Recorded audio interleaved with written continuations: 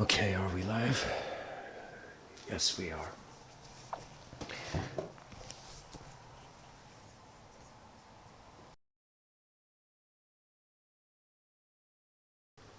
Hello, everyone.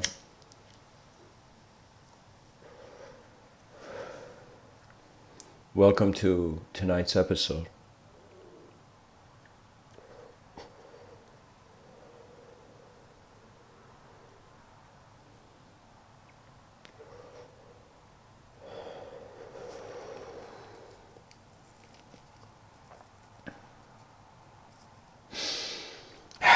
All right, let's begin. The title of tonight's episode is Compassionate Context and Active Concepts. And so, dear listener, I would like to speak about the effort of human action. And in some sense, we as human creatures, how do we interpret certain values, certain nouns? How do they fall into our world?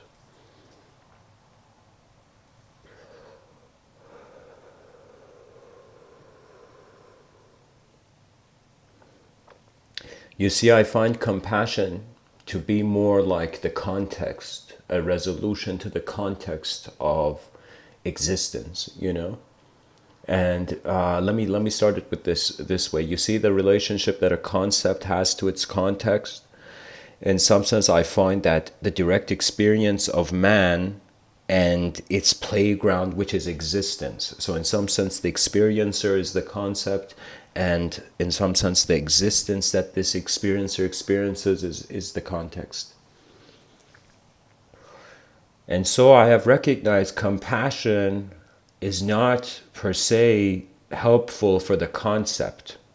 You know, of course, there are people who say, be compassionate to yourself, even, you know, not just to others. Be the same compassion you show others, learn to show it to yourself, for you are of the others.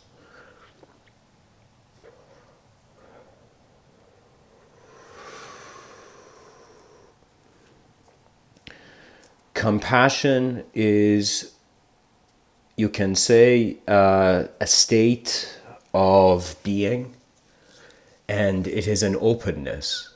You know, I cannot say I have been the most compassionate person. I have, you know, said cruel words to many people in this life. Especially when I was younger, I felt I was blind. I was kind of like, it was as if the world was letting me be inefficient to the world, you know. But I understood what compassion meant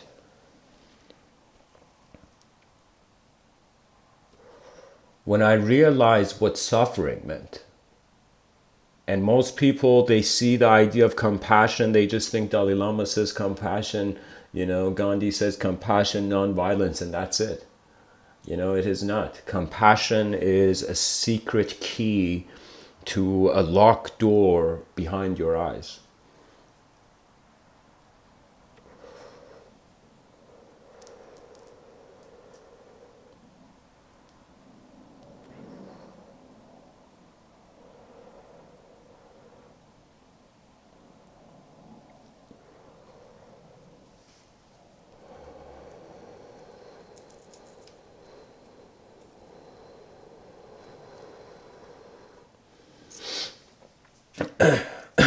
Excuse me.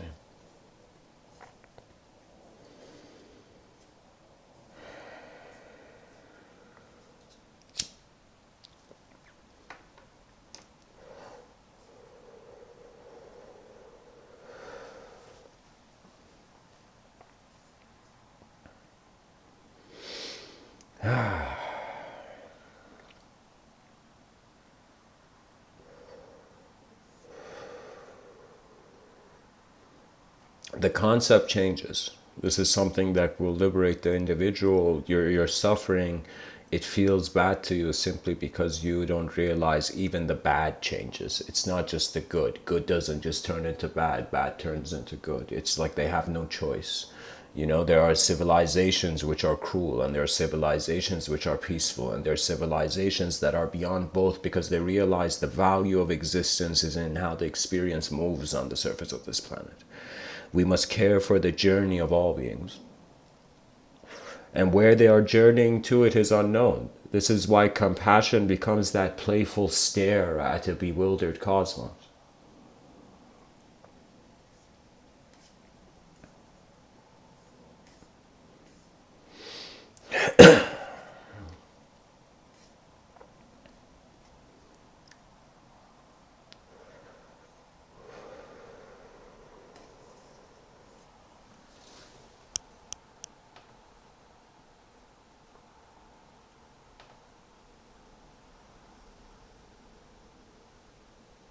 I'm going to share certain quotes from the Upanishads with you. These are quotes that I actually sent today to a friend, and I feel they will serve the moment. The world we live in and the world that lives in us.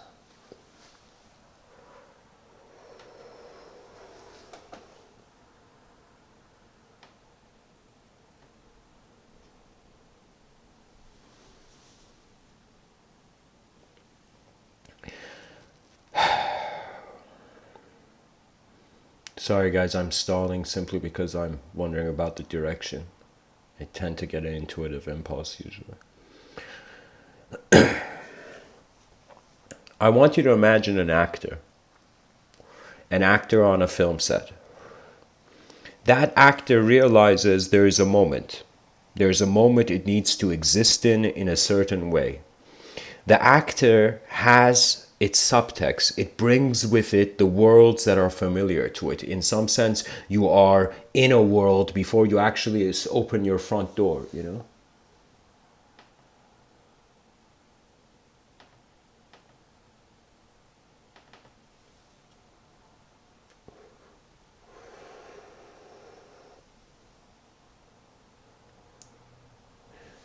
That actor will play its part.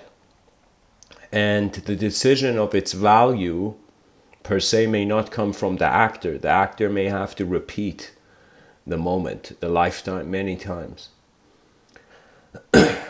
But the context, the subtext that the actor brings, and in some sense, the context that the concept of the living individual has is it can be a compassionate one. And compassion means you give freedom to the world before you give freedom to your desires.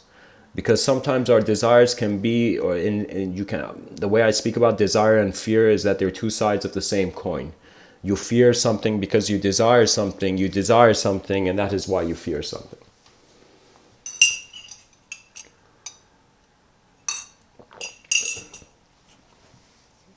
The actor must play its part, and regardless of whether the world is cruel or compassionate, you must play your part. Action in this world of ours, especially natural action, intuitive action, vision, they surpass all the other values. That means much more better than someone, for example, talking like me, is someone who is going out there and doing things, for example, and of course I have high hopes. But what I'm trying to say simply is that action is a strange truth. It is like running with your world as it is going to battle.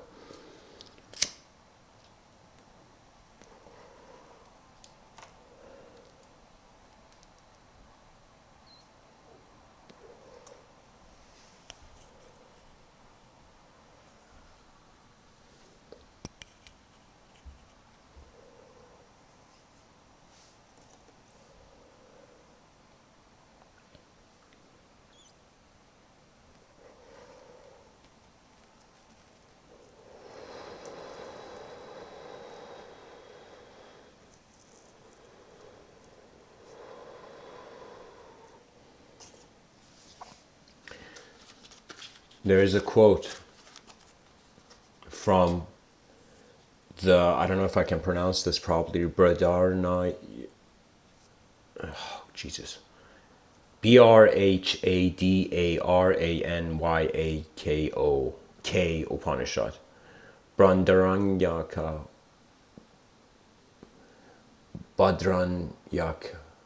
Badranyak Upanishad. Anyways, guys, this Upanishad is an ancient Vedic text, and Just listen to the brilliance that's shared here. The seer of thy sight thou shalt not see. The hearer of thy ear thou shalt not hear. The thinker of thy thoughts thou shalt not think. The knower of thy knowledge thou shalt not know. This is thy real self, all pervading. Everything besides this, everything besides is but mortal.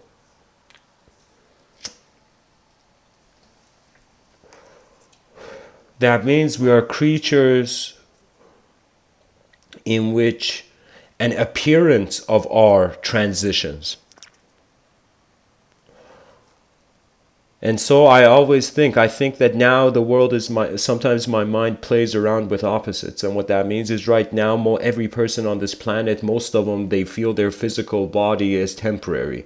Those people who are religious, they believe their physical body after they die will be resurrected, or there is in some sense more to the playground. Manifest playground. But I was thinking, what would the behavior of a civilization be if the civilization had no fear of death? That means the fear of death would not prevent us from efficient action. And I realized the future denies the present more than the past denies the present. People feel that things don't happen because they're attached to the past. A lot of mystical thought takes you there. As if you didn't try in that moment because in your past you failed, or like da-da-da-da-da. The past was like this. And even if you go to an ancient... I remember going to India and speaking to a sadhu, to a yogi, and I asked him, and I'm like, what is this mind of ours? And he said it's like a storehouse of impressions, sanskara they call it.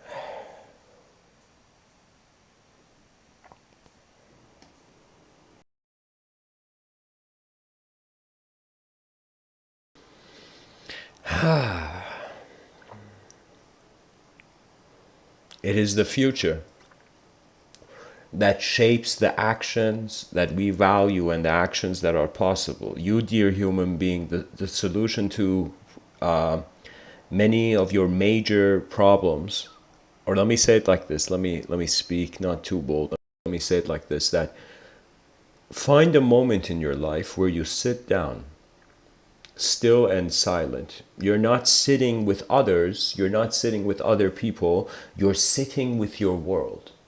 I've had moments where I've just touched a tree, maybe put my hand down on a rock, something. I've just stopped moving. I've stopped living my subjective life for a moment and just watched the peace, the silent, still peace of existing.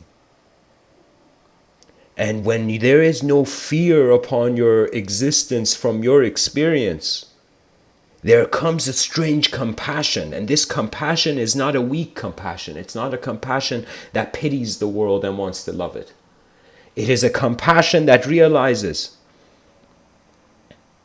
that where it's standing is not futile. You will find the moment prior to any value of your life, and you will see your real eyes being the whole moment. And in that moment, I am telling you, you will become a citizen of the cosmopolites. You cannot, it becomes hard to even, believe it or not, this may be too far, but I may be going too extreme with this, but you will forget your name. You will forget your story. It will become a distant memory as if it never belonged to you. Like the last twinkle of an egoic construct in your psychology. There are beautiful moments, and life is defined by its ups and downs. And the compassion that most people are acquainted to is a compassion that when something is down, you try to lift it up. But I am telling you, the world has lifted us up. We have not lifted up this world. And after 4 billion years of evolution, we have been uplifted to a moment in our civilization where the technology that's accessible is more multidimensional. The minds of people are considering more data. So what you can say is from the difference between the caveman and the early people, where it was in some sense the early animal, was that it did not know how to process data, pretty much like a person who doesn't know how to wear clothing. That's what the caveman was. And as it became more acquainted, as it in some sense, its brain evolved after millions of years. Yeah.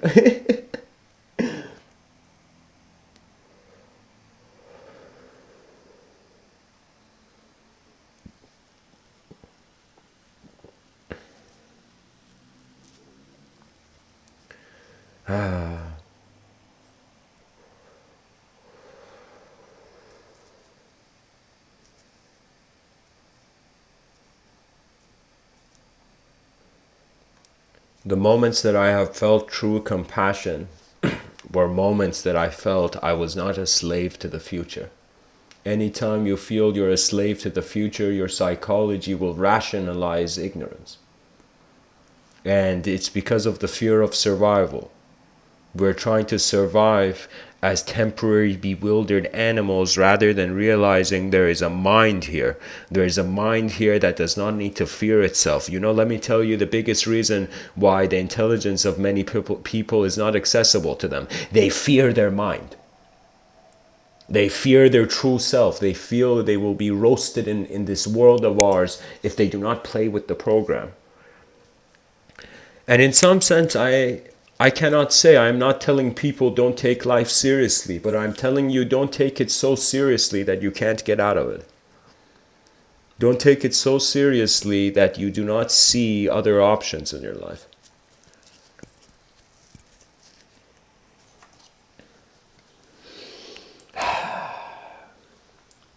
There's a quote from the Katha Upanishad.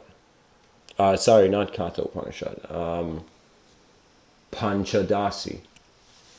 And anyways, the quote says, without the glass, there is no possibility of a sight of the reflection.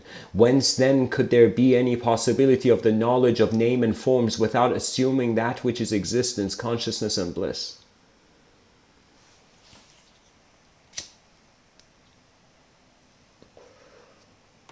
Pretty much, your consciousness is a lens between the unknown and the known.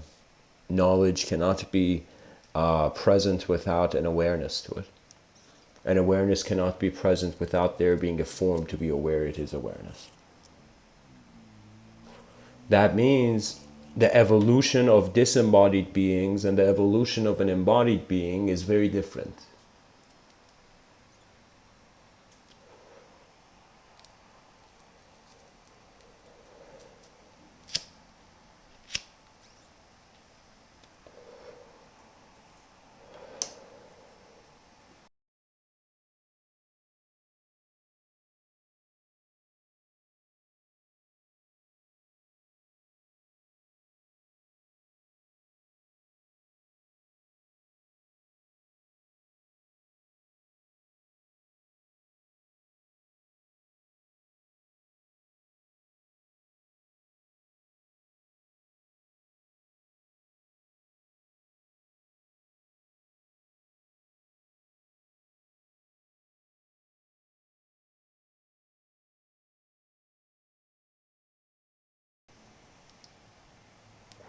Ask yourself, if you seek any sort of heaven, where will that heaven be found? Where will it be seen? What will see that heaven? And how will it exist? And you will realize you're a creature who has always been on earth. You know nothing else. You have been on earth. And therefore, if an idea of a heaven has come to you, you have one task but to build it here. You see, our emotions dictate the meaning that we find in our life. If we find ourselves in a moment where the emotions are raging, the emotion is like another mind. You know, sometimes emotions come and go without your free will. You know, you can't choose to get sad. You can't choose to get happy. It's like stimulus. And so when these emotions come, you must honor them, because it's like that your memories are being recycled into the present moment as the emotion is released. You are finding yourself free rather than having a sort of fragmented psyche where it has taken time to the infinite. I am telling you, your mind is so able that it can exist in many worlds at once, but your body exists in a singular dimension. And the testament and the proof, if you want proof for this, I want you to just close your eyes and imagine a moment in your childhood, and then realize how that moment, a bit of that moment is alive now.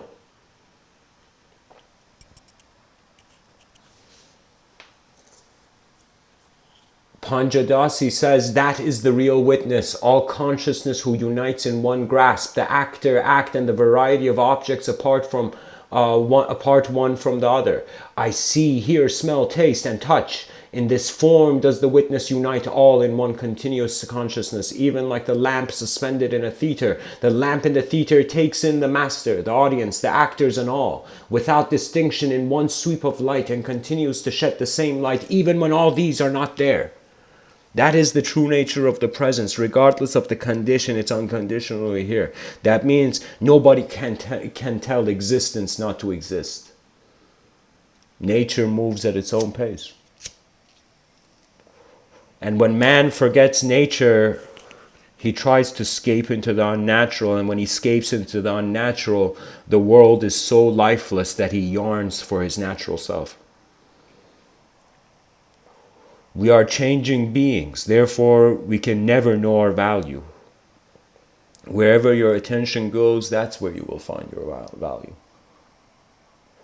And to pilot your attention, to navigate your attention, that is, you will be a true pilot of consciousness when you do not fear the unknown, and knowledge becomes your ally. And when knowledge becomes your ally, it opens itself to you. There are spheres. I've written a book. I wrote a book in 2000, I don't know, what was it, like 13 or something, like even maybe less. And in that book, I spoke about the inventor's sphere, this giant sphere where all knowledge is in, all knowledge. The unknown is simply the individual. The known is the collective. This is why Sadhguru says you are something in your unawareness. In your awareness, you are the reality, the emergence of a clarity unconditional. And so the most important thing that humanity has going for itself is that it remembers its stories. It remembers the beacons that our ancestors passed down and the beacons yet to find and light up.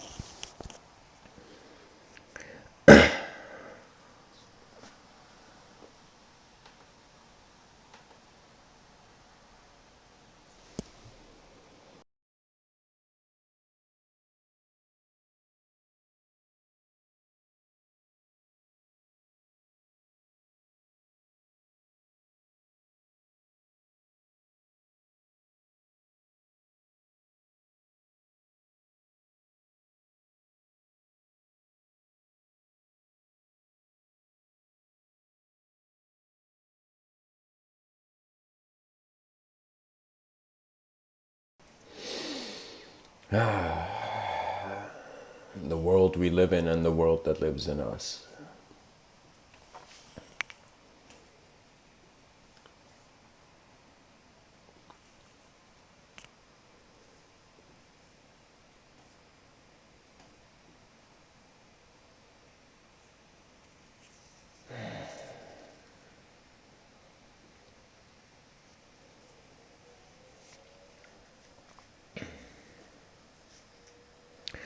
I find that your free will is a brush, and the emotions kind of hold the brush of the thought to some degree. When I give these talks, there is definitely It's like you can tell after a while. It's like at first you think you're a thought, then you see you're not a thought, then you can tell when emotion and thought arises. And so when you see you're not a thought, something strange happens.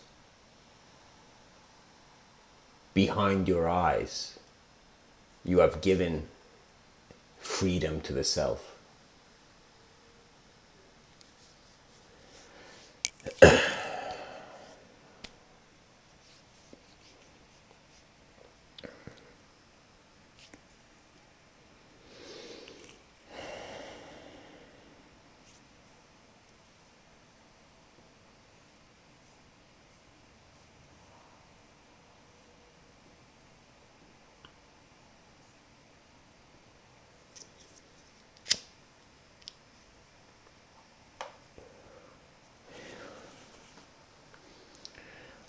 I gotta make an emphasis on the effort of action. You see, I find that there is two types of failure.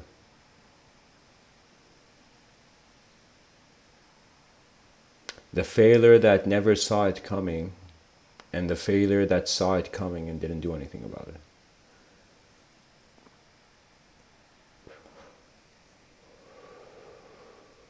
Another way of saying the innocence that never got jaded and the innocence that got jaded.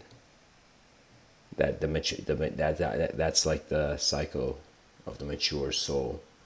They are no longer trying to keep the world innocent. They are accepting the world as it is. And it's hard because on some level you have to accept it to be in it, but on another level you can see it be in so many other ways. It's kind of like on one level, you know, you are meant to drive on it on the ground, but on another level your mind is flying all over the cosmos in every second. And so what can I say once the cage of language is broken? The unknown leads the way. The voices to come. Thanks for tuning in, guys. Much blessings and namaste.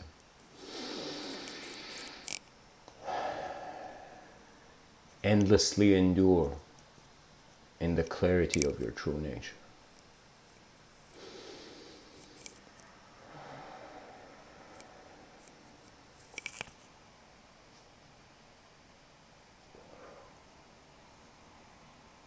The tired soul that has been dwelling for eons in manifestation will find a moment where the mind can be itself, where you are not living for an idea, your experience is your life.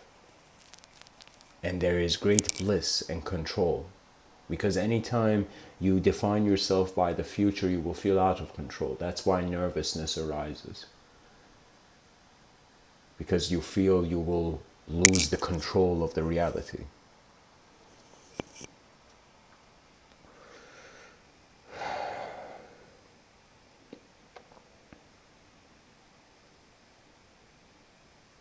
As we close our eyes and drift into this cosmos,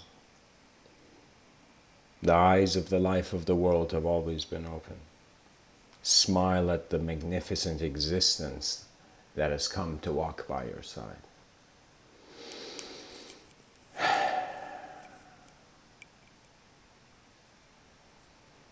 Much blessings and namaste.